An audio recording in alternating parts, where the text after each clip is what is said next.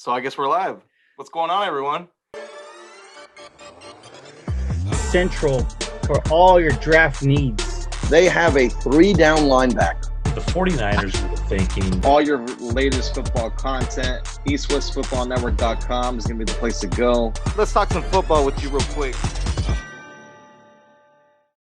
Welcome, everybody. I am Jerry Martinez. Alongside me is Walter Stringer. We want to welcome you to the Zero Blitz draft coverage. And we also want to wish you a happy weekend and hope you guys are staying safe. Hey, guys, we got a special segment today. So we're going to dive in. You know, normally we love talking everything draft, but we're going to go back to a 2014 draft now that we've had time to really analyze it.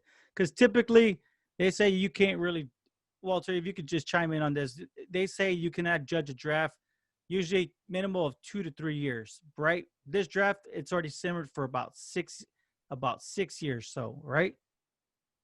Yeah, usually it's I would say fairly an entire draft class about 5 years.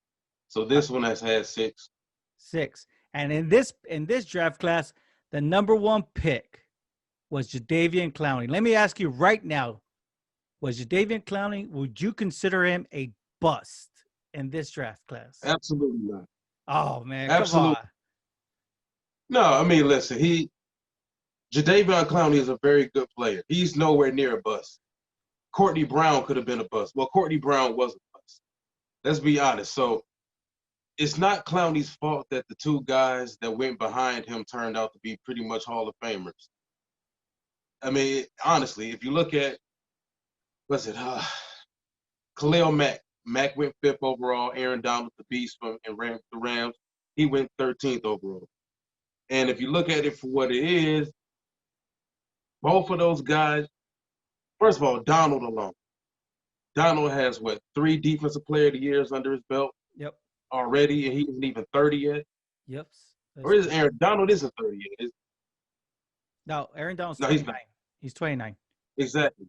Yeah. 29 years old with 3 Defensive Player of the Years already under his belt. And if you go back, we can go back to exactly just last season alone. Last season, Clowney played in 13 games, right? Missed 3 games. Played in 13 games, tallied 3 sacks. We look at Khalil Mack, 16 games, 8.5 sacks, and that was pretty much considered a down year for him. Then we go ahead and we look at Aaron Donald, who went through an ugly contract dispute before the start of the season. Showed up week 1, didn't miss a game, played in the 16 games, tallied 12.5 sacks. That came from an interior defensive lineman, which is insane. The amount of sacks that Donald has actually has brought in over those 6 years. 94 games, 72 sacks. 72 sacks from an interior defensive lineman is beyond insane. Let me ask you, because I mean that you brought up a great point there. So then number one pick in that year's draft is obviously Aaron Donald. Would you say that? Oh, correct. No, of course. Now the biggest problem right now is that Aaron Donald already got paid, and Jadeveon Clowney is looking to get paid. If you are a GM right now in the NFL, what are you going to offer him? And how are you going to talk to him and tell him, hey, this is your worth?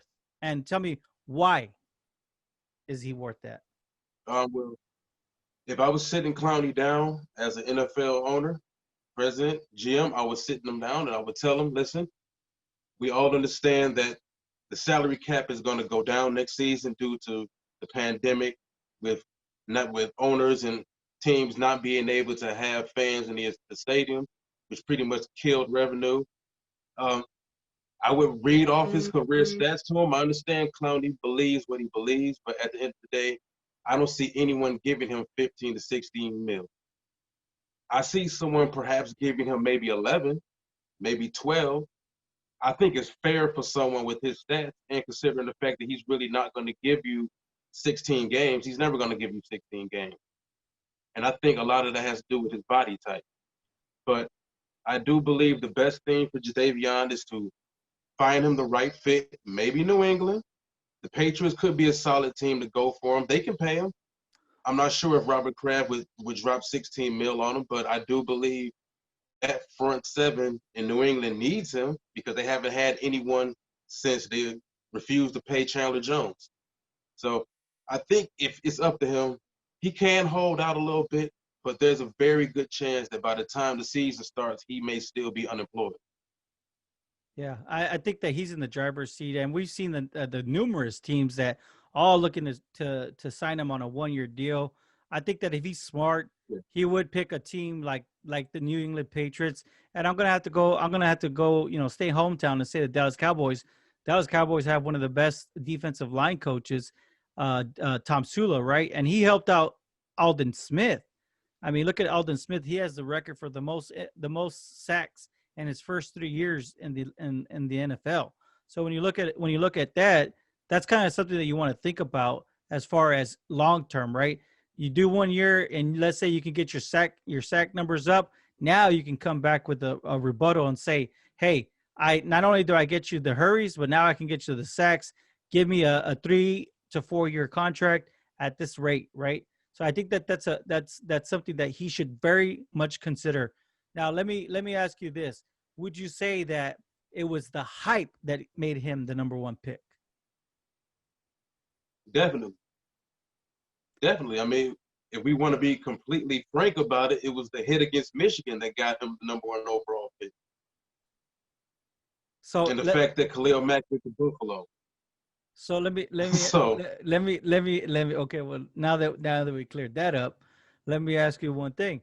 In this year's 2021 draft, there's a defensive end out there that a lot of people are enamored with from Miami, right? And hey, it's good that Miami is a team that people are talking about, and we really do hope.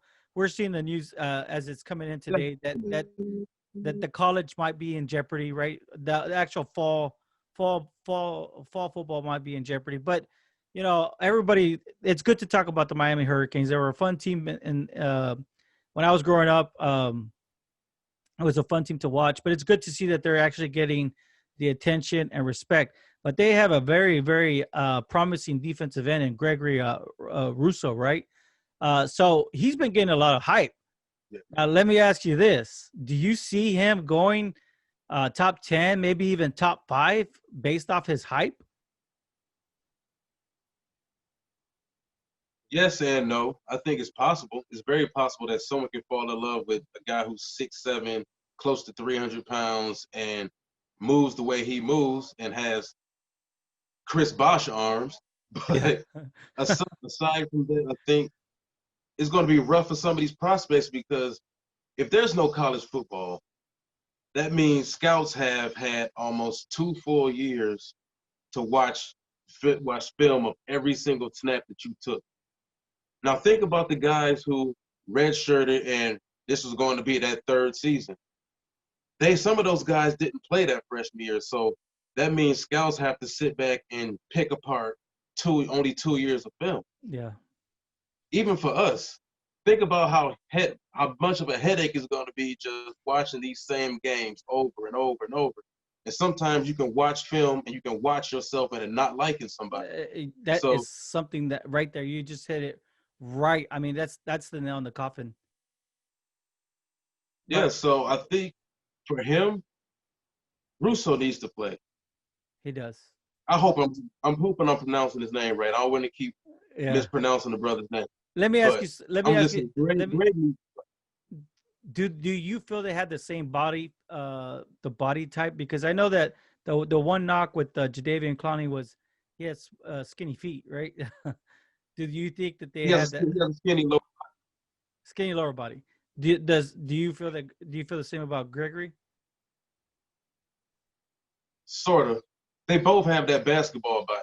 Yeah, they do. Now, of course, Clowney failed out once he got into an NFL weight room. I think Greg is a little more dense physically and more ripped right now currently than Clowney was when he was at South Carolina. I like Greg's motor a little more. I just don't like the fact that the Central Michigan film was kind of scary for me with Greg. I think that level of competition, and that's a MAC team, but I think that level of competition, what he was going up against, I expected him to do a lot more, and he didn't. I saw a guy who constantly got stopped at the line, got stoned at the line of scrimmage.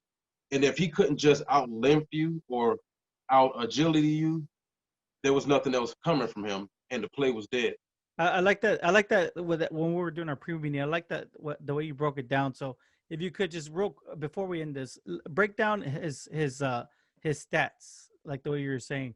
How to, like, overall with his sacks, like, just say how when you're going down, what did you see in his production? I see a lot of flashes. So there's a lot of 1-1-1, 0-0, 1-1-4. I mean, he had 4 sacks against Florida State. He had 4 against Florida State. I believe he had 2 against Duke. And it's like everything else was kind of like 1-1-1, 0-0, 1-1. And I don't see top 10 from him. Oh, wow. That's bold. I see a very raw kid. I see a very raw kid right now that needed another year. Maybe like and don't get me wrong, big ups to these kids. Take care of yourself, body first, everything, you. Yeah. But some of these kids really need to play football, man. No, yes, and we all. Some of these kids are athletes that transitioned into playing football, and that's the difference. A lot of people don't understand. Everybody that plays football isn't a football player. Some guys are just born athletes, born into that football body, and they get pushed into football.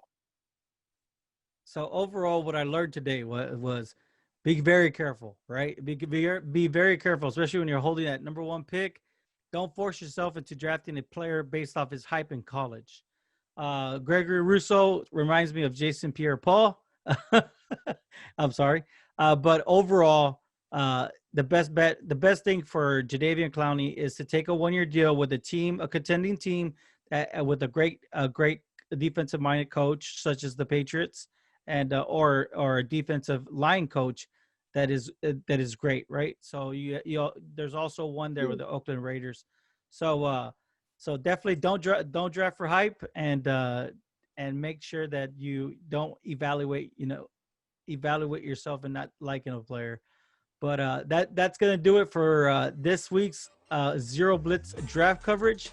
We thank you so much for joining us, and remember, guys, to hit that, to first off subscribe and hit that like button. Thank you so much. East West.